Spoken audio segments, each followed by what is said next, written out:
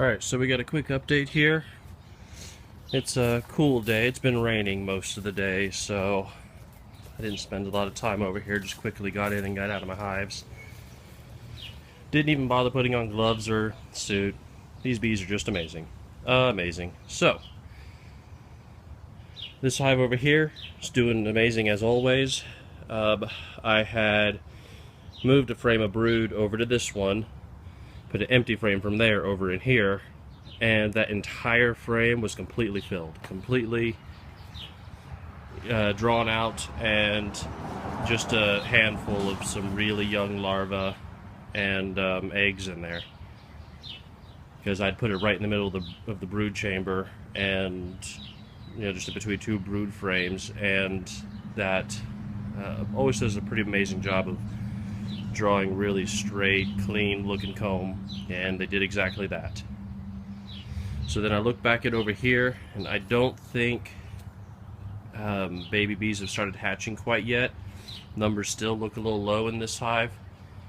So I went ahead and took another frame from over here, since pretty much it's got 9.5, nearly full 10 frames just drawn out. So I went ahead and took another frame from here, put it in there, and then another empty frame from here into there. And I'm just going to basically use this box here to draw really good comb and strengthen my other hives. At least this one right here. That one over there I was a little worried about, because I hadn't seen any eggs or larvae or anything since I put them in there last week, and I must have missed some eggs. I had to have, because whenever I got in there, I found 2 frames just filled with worker brood. So so the queen's in there. I looked at 3 different frames. Then the bees started to get a little defensive at me, headbutting my hand a little bit here or there, so I went ahead and closed them back up. Haven't found the, haven't seen the queen in there just yet, but there's evidence of it. So there's definitely at least 3 frames of brood in there right now. So very good deal here. I'll give a quick shot in here just so you can have an idea. At least one of them. These gals are pretty docile, but I just put in this frame right here from the other hive.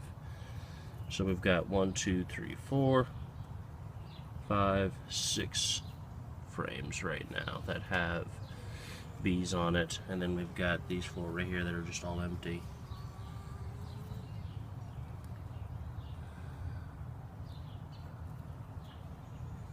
But they're doing their thing. They're doing pretty good, I guess. We just gotta get some of those workers to hatching, and then once they start hatching, then things will really start kicking off for them. And it's still funny, they really don't use the front entrance that much. They've got this, just in the imperfections in my woodworking, there's a little bit of a gap right here. I like to go in and out of it. I think it's real interesting. But everything's looking good. One thing I did notice is that my wild bees here had an inordinate amount of ants in the hive. Not a ton, not like they were swarming in there or nothing, but just obvious ants in there where there were just, I couldn't see any in these other 2 hives.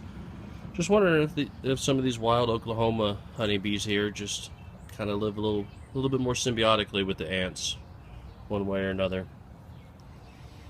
So just another small observation I had. But that's the update so far. This one right here, maybe in a week or 2, I'm going to have to expand the hive. Now, with the traditional Langstroth hive idea, I'll take another box similar to this one and put it on top.